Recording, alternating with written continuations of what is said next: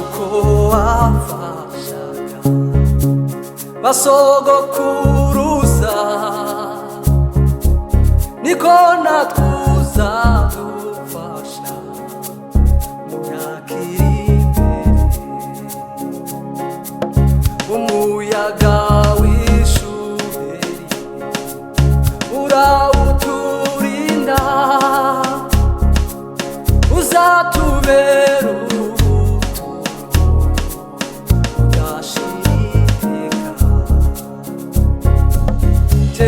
bakwiringiraga bari mu mahoro, tugufite twifuza imurengezi.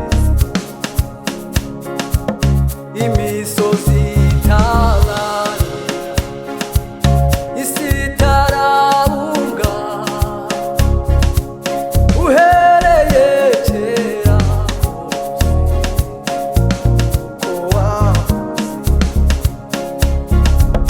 imyaka igihumbi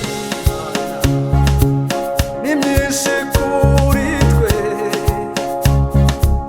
kuri wowe ibuhaniye umunsi umwe gusa.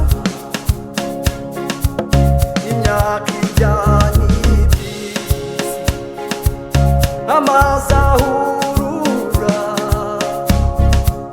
bikibagira